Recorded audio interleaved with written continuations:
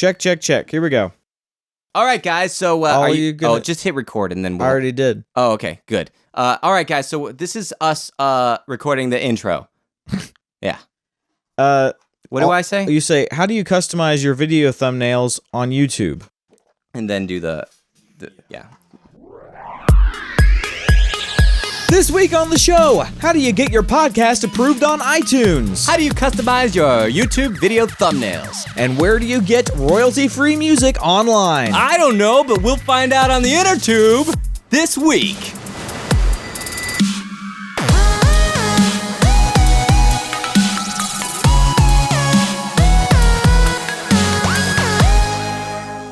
Hey everyone, and welcome to The Inner Tube, the podcast for content creators. My name is Josh. I'm Kevin. And welcome to the show. Thanks. To the audience. This is the audience. First time you're joining us. Kevin and I, a couple of content creators on YouTube, and we host a podcast. This isn't the only podcast we do, but we're all about online media, and we like to answer questions. So if you have a question about content creation, feel free to get in touch with us, and that's what we do. We answer questions about content creation. How can they get in touch with us, Josh? They can hit us up on the email. They can go to questions@innertubeshow.com. They can also send us a voicemail over at innertubeshow.com, and they can tweet us as well over at the old at innertubeshow. Nice. All right. Perfect. What are we doing today? Well, we got one email question, and then we got some questions via Twitter. We only got one email. Yeah, we only got one email. No, we wanted to spice it up a little bit with some Twitter as well. But we got an email question. Let's hit that one up first. This one says, "Hi, Josh and Kevin. I'm so excited about your new show. I loved the first episode." So this was from a while ago that we got this email, I guess. Wait, no, this was a recent. No, wait. They loved the first episode. This was an older email. Okay. Sorry. I love the first episode. It's all been downhill from there. I had this one in the stack. I'm sorry. Anyways, I thought it's a good question to talk about today. I'm thinking about starting a podcast this summer. How do I go about getting it approved by iTunes, and what advice would you recommend? Oh, getting it approved by iTunes is really simple. Mm-hmm. Just follow their instructions. You have to create an RSS feed and then submit that to iTunes. I'm not sure where it's at now because it's been so long since I've actually submitted a podcast. I think you just click on iTunes. Actually, I'll pull it up right now and I'll make sure that's right. You click on the iTunes store and then you click on podcast. Up at the top, they have a little bar of music, movies, TV shows. One of the last ones is podcast. Then when you click podcast over on the right side, you're going to see a little menu thing, and down there is submit a podcast. It's not too far down there. And I'm sure on the internet, you can find step-by-step instructions on how to do that. Yeah. I'm pretty sure Apple puts that out. So you'll do that, and then I've submitted some really dumb podcasts and gotten them approved, so I'm pretty sure they approve everything. Yep. In 2 to 3 days, I think. Yeah. You just submitted one. The Boy Meets Girl. No, Girl Meets Boy. Girl Meets World. World. Yeah. Okay. I think it got picked up in like 48 hours. Okay. But part of the I think part of the question is might even be about like, okay, I have this podcast. Well, like it's asking me for a podcast feed URL. Like that's the first thing it asks when you click submit a podcast. Well, what's the podcast feed URL? Well, I was just gonna say, look that up on Google as well. It's hard to explain. Basically, RSS stands for Really Simple Syndication, and does it really? Yes. Oh, yeah, pretty deep. It's like whenever I found out what UHF is ultra high frequency. And then like RHF, like really high frequency. That's really high. Really? Ultra high is, and then super duper ultra. No, I don't know. Just made that one up, but it should be a frequency. You know, radio frequencies are on the electromagnetic spectrum, right? You know what else is? No. Color. That's true. So technically, I don't know if you can do this, but technically I guess you can broadcast on red. That's crazy. I don't know how that works. I'm sure there's something, but anyway, something that I've thought about, that it's the same stuff. I don't know. It's weird. So like broadcast waves are colors that we just can't see. Yeah. That's so weird. Well, RSS, I mean, it's kind of complicated dealing with, but... I forgot that's what we were talking about. It's kind of complicated dealing with to some degree or another, but it's not super confusing. Basically... It's really simple. iTunes, they don't host your podcast, okay? I'm pretty sure we've talked about this on the inner tube before. Let's talk about it again. What if we already answered this email and I just totally forgot? Thanks for answering my email again.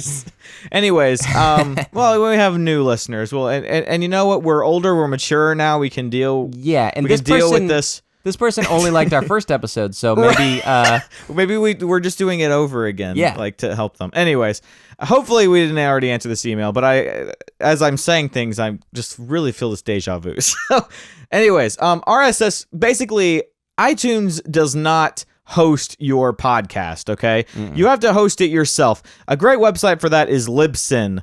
LIBSYN.com. You pay them like $5 to $10 a month. And you just upload your podcast episodes to there, and they actually create an RSS feed for you. It's basically just the information that iTunes needs to go and find where your podcast is on the internet. Yep. So, like I said, iTunes doesn't actually host your files. All it does is when people search for your podcast on the iTunes store, it just goes and finds that RSS feed, and it accesses the episodes from there. All right. Think of a server as a hard drive that is connected not with, like a USB hard drive or a thumb drive or something. It's connected with a wire to the USB, and then all of a sudden it shows up on your desktop. That's what a server is. It's just connected, instead of USB, it's connected through the wires of the internet. There you go.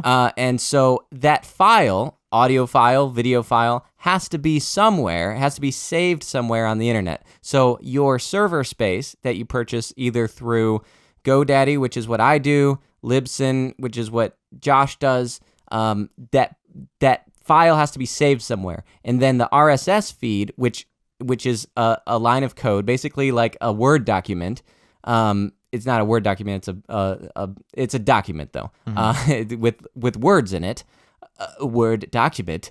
It then tells the reader, tells the iTunes where to find it, and it also tells it other information about the podcast. Yep. So, but that also has to be saved somewhere on a server. Yep. So it's sort of just like a common little like language that a lot of different, like you can have like an RSS feed for like a blog too, and that way like there's like blog readers that can then go and search for a blog post, like a new post, and anyways, it's just kind of it lets it know that when there's something new to update it. Update it. Yep. So iTunes will update. If you can actually subscribe to RSS feeds through email. Yep. So you just get an email every time there's a new blog post or new podcast or whatever. So there you go. And if you were wondering, this show here, the Inner Tube, is hosted on Libsyn.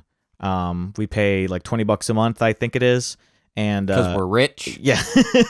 Because to get a little bit, we pay $20 a month. You can get it cheaper subscription fees or whatever, but we get a little extra space so we don't go over our monthly, right? Because we get a lot of downloads. Yeah.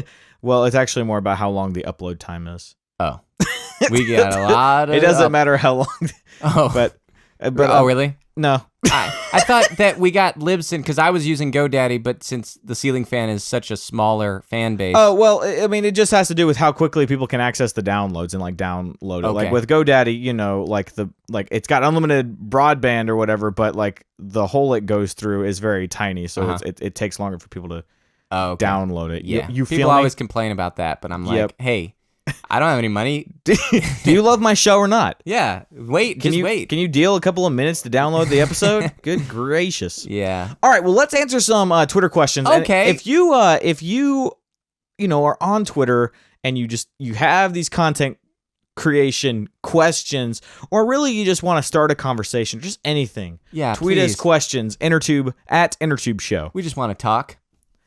At InnerTube Show. There you go.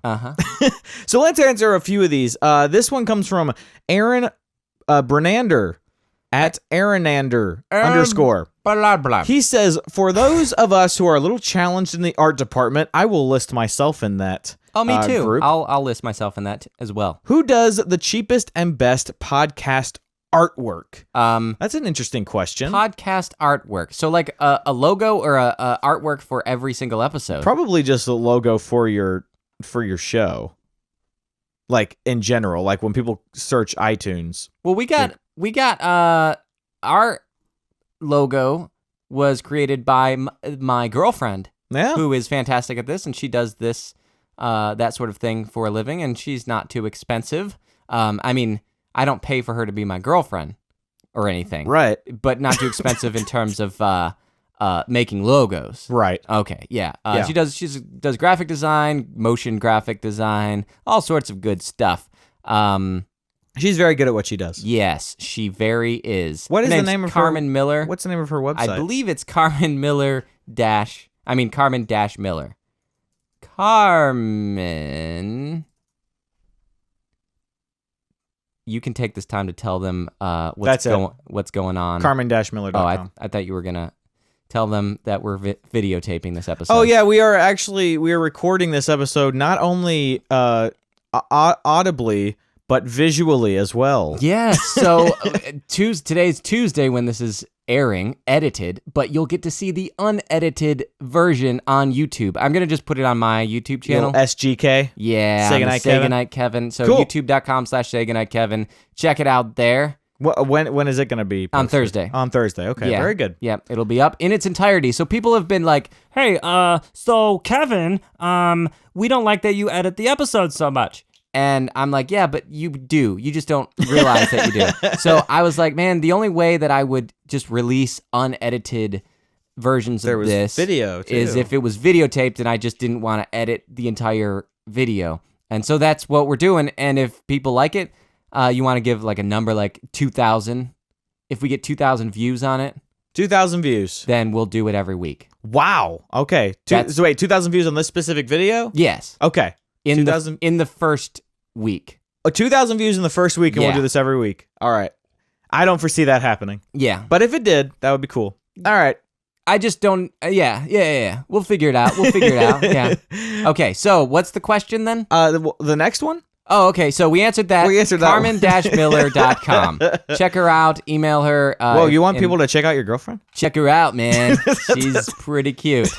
And then, see what she would pay. And, she would charge. Check out what you would pay. Check out she doesn't have a price list up there. So you just have to email her and find out. And probably discuss like your budget and that sort of thing. Worst case scenario, you make a great friend. Yeah. Not too good of a friend, though, because she's mine. She's my woman. Referencing, of course, your video. The last week's video, that's right. All right, let's answer another question. This is from Becca Magaroy. Oh, Rebecca Magaroy. Do you know this person? She helped write the Christmas episode of The Ceiling Fan. Oh, okay. Well, this is a friend then. Yeah, friend then. All right. Her Twitter handle is @meager_islands. She says, how do you customize video thumbnails in your YouTube videos? Interesting question. This is actually really simple. I believe you can't do this until you monetize. Yeah. Once you monetize, it's an option in whenever you're uploading a video, it's an option to That's exactly right. upload a custom thumbnail. That's exactly right. Back in the day, you had to be a YouTube partner, which now is a lot easier than what it used to be back like when we became a partner. It used to be like years ago. It used to be like you were in like a fight club whenever you were a partner with YouTube. That's exactly right. When you had a video that reached like 100,000 views, they would contact you and say, "Hello, we've noticed this, and we're now reviewing your site, and we'd like you to be a part of this. But rule number 1, when you're in the YouTube partnership program, you don't talk about the YouTube partnership program. You couldn't find any information online about like how much money you made or anything. Yeah. It's difficult, but I think it's so lax now. It's because there are so many people a part of it now that it's kind of impossible to keep it under wraps. Yeah. Yeah. All right, we got one more Twitter did we answer question. That? I thought we were going to talk about how cool my you want to talk about that? My thumbnails are pretty cool. Your thumbnails on your videos are pretty cool. I mentioned that off screen, which is why started Kevin is saying this. Sega Night Kevin, and I had like a thumbnail that was that looked pretty cool, but it was just the text in the background. And then I did it the next week, and the next week I'm like, oh no, it looks exactly the same every week. Yeah. And so I wanted to like have a still shot or something. And then I realized, you know what? Let me just take a picture representing the video, and then make that the thumbnail. Yep. And I've actually, it probably takes me about 3 or 4 hours now to put together just the thumbnail, but I really feel like that's so important. I just take the picture and then Photoshop and try to be creative with it, and so it still looks like the other thing, but like I have to take out the background and stuff and kind of stylize it. But I really think it's helping my videos. Like, people see it, they're like, oh, that looks interesting, and they click it. So I really think the thumbnail is important. A good thumbnail is really important. I don't think the thumbnails on our videos are super great. I think yours are really nice. Thanks. A lot of it just has to do with the fact that I'm not artistic. I don't really care. You take a still shot of the video and make that the thumbnail. Yeah, pretty much. But you actually like make a point to like just say I'm taking a photo for the thing. Yeah. And really, that would only take me us an extra like 2 seconds to do. The only reason I do it is because you have the black background already.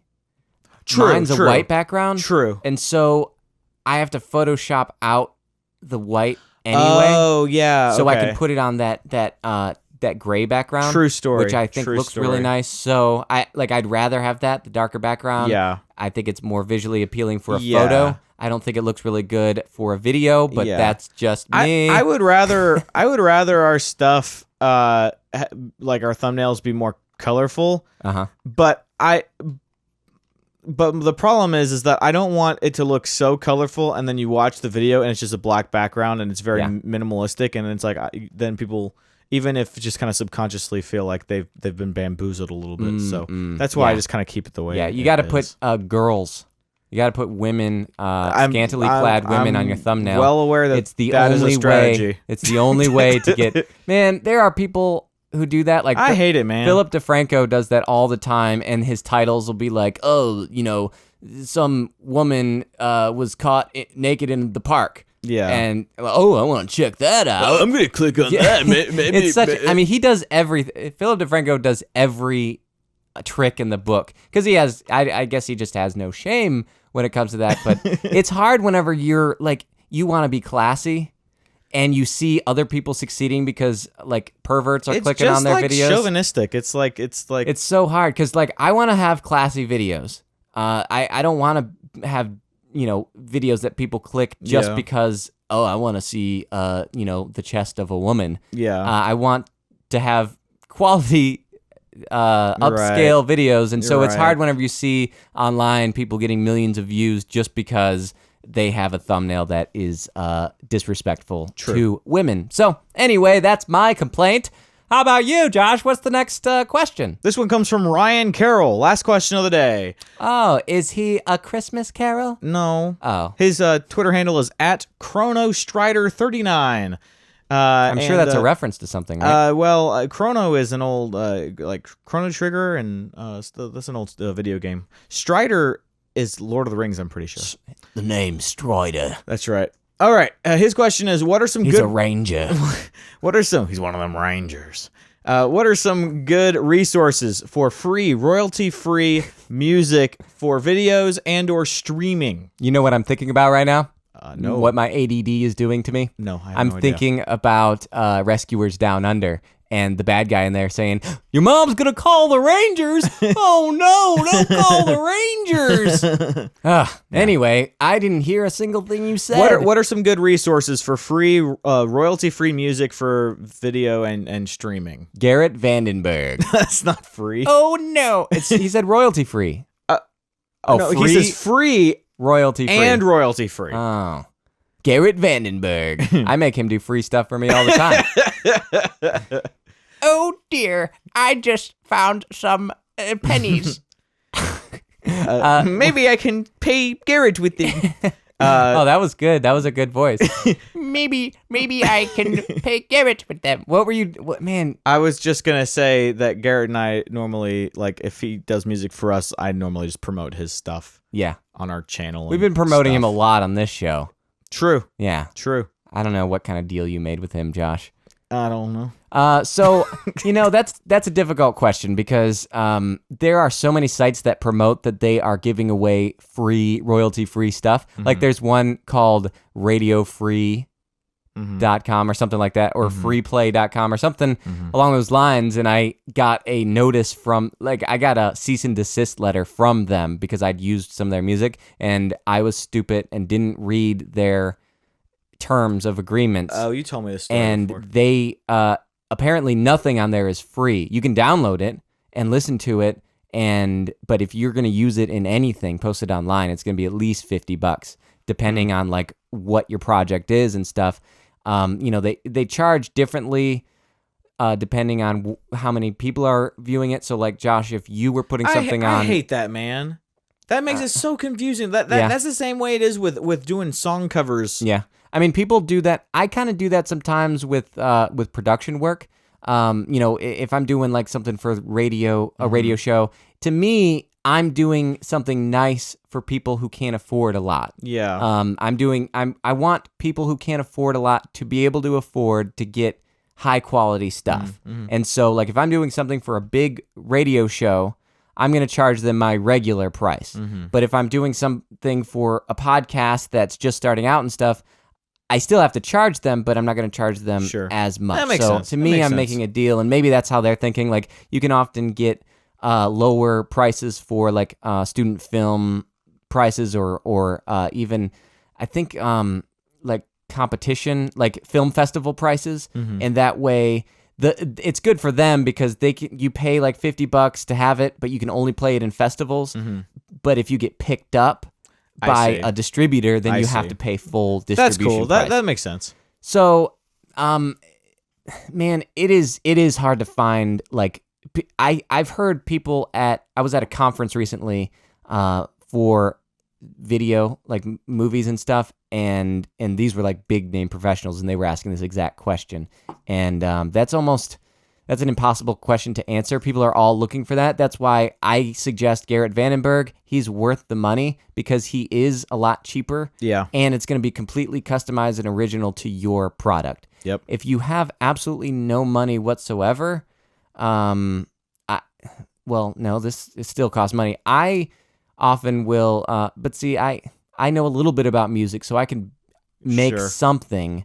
But I use SoundSnap, which is what I use for sound effects and stuff. If I'm not making my own, I'll usually at least grab stuff from there and then mimic that, or like manipulate it and stuff. SoundSnap, though, I pay $250 a year for unlimited access to SoundSnap. And they have some music loops and that sort of thing on their site. They also now, it's kind of frustrating, they now started a site where you can buy music from them, like it's a music library, and it's not too expensive, but it's still, I'm not going to pay per music thing. But now whenever you search anything related to music in SoundSnap, it automatically opens a new tab with their website in it, so that they're like, hey, it looks like you're searching for music stuff, check out our other site. Oh, check this out. Because I don't know that they're actually making a lot of money off SoundSnap. I think I'm the only one who actually pays $200 a year for it. So no, it's the best sound library that I've found online. Yeah, all the stuff you showed me was really nice. Yeah, and it's easy to search and it's easy to preview stuff. So yeah, if you want music, you're gonna have to pay for it. That's kind of the bottom line. Yeah. I mean, I see a lot of videos credit that Kevin MacLeod guy or whatever his name is. MacLeod. Is that his name? I don't know. Kevin dude. MacLeod. He there's a lot of like anybody with a Kevin Mick anything is cool in my book. All right. Well, I guess that answers that question. That's all that we've got, Kevin. Nice. So there it is. That's another episode of the old Inner Tube. Good job. Where are we at? Where are we at on time? We are nearing 25 minutes. Nice. So I may just upload this in its entirety anyway. There you go. This was a fun episode. It was a fun episode. You didn't cuss much. We didn't have Kelly coming in yelling about she's leaving and how she she's needs leaving the and never. keys Yeah, she. Who knows? Going to Chuck E. Cheese.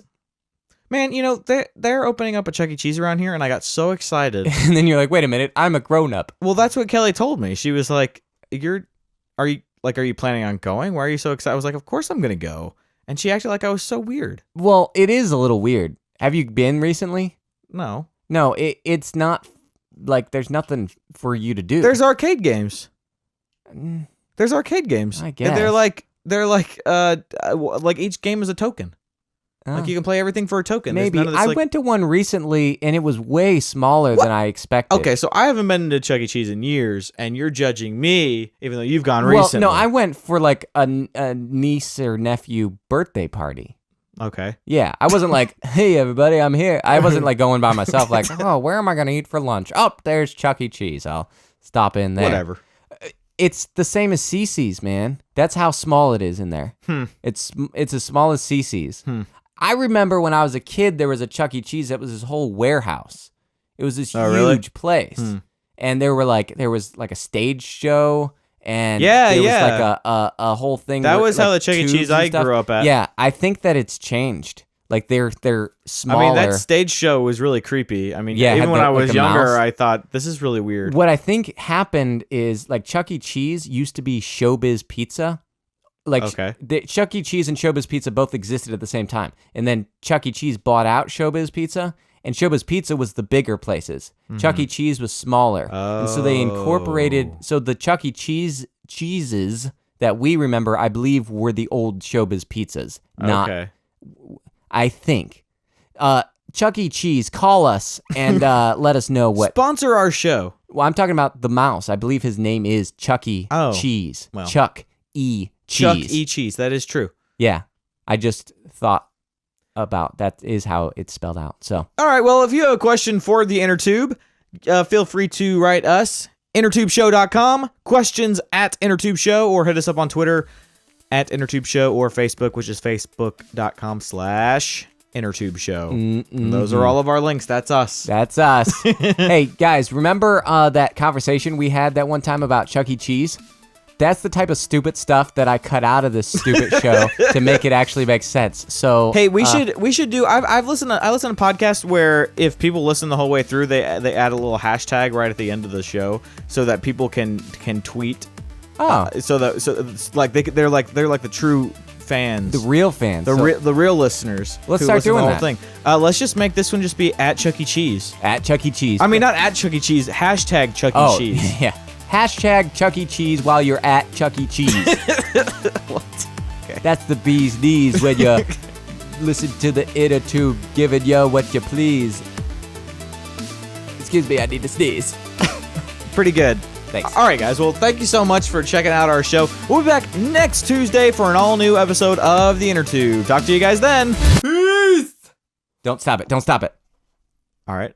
I just want to tell everybody out there, I say peace at the end of every episode, and I always cut it out. Yep. So that's He a little does. behind-the-scenes special for only the people watching this video. Man, they probably feel like so cool that they know They that now. probably do.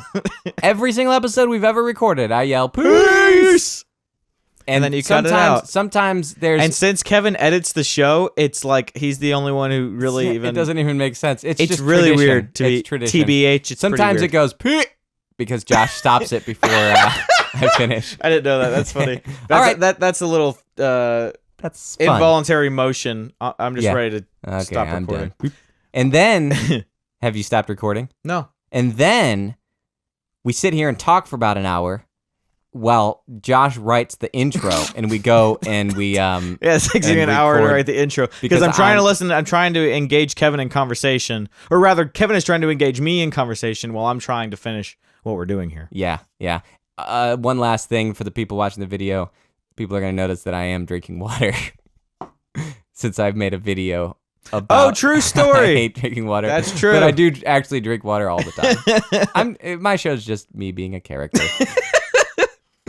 All right. Bye, everyone. Bye. Bye, video people.